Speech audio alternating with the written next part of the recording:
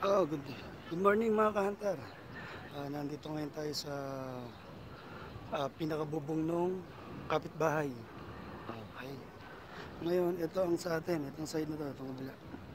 Ngayon, doon sa kung matatandaan nyo, saksakan sa baba, sa second room, is ito yung part na katapat nun.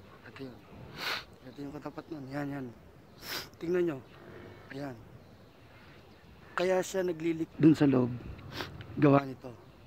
Pero itong side na to, isa kapitbahay na. Kaya nakiusap pa ako sa kapitbahay para maayos natin to. Ayan. Kung makikita nyo yung pader niya, tagilid. Tapos, yung pang mga gumawa is iniwanang ganito. Yung gawa. Ayan o. Kung makikita nyo, ayan.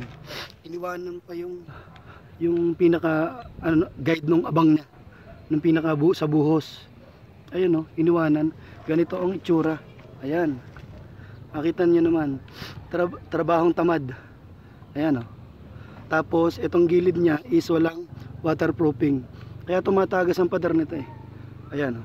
Pero kasi itong side na to is sa kapitbahay na. So, kaya tayo nagpaalam para maayos natin to. At maayos din natin yung leak sa kanya at leak sa loob ng ginagawa natin. Ayan, kung makikita nyo naman o. Ayan. Hindi naman na trabaho ng manggagawa yan, trabahong tamad na yan. Oh, di ba? So guys, samahan niyo ako, day 10 tayo. Maraming salamat sa panonood. Sana tapusin niyo tong video. So yun mga ka-hunter, makikita niyo nalinisan na natin. Ayan. Napakarami kong binagbag, may gulay. Bismiyo. Shout out sa gumawa nito, napakalupit nyo. Grabe kayo. Ayan, nalinisan natin gilid. After natin mabagbag to, lilinisan natin ito ng malis tsaka pang brush. Ayan, katulad yan ng timin nyo, dinikit lang siya ng bulkasil. Ayan ang bulkasil. Ayan, umangat na yung bubong ngayon, umangat na.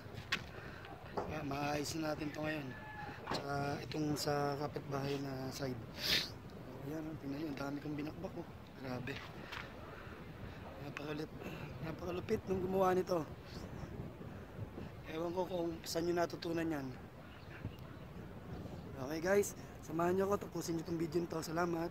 So yan guys, ito ini-install na natin siya ng plain sheet. Ayan, sa gilid. Kasi natanggal naman na natin itong sangkaterbang bato na yan sa gilid.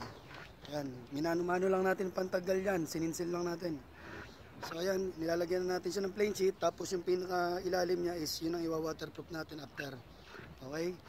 Ayan, papasok natin. So ayan guys, natapos na natin itong lagyan ng plain sheet. Ayan. Okay na, maayos na yan.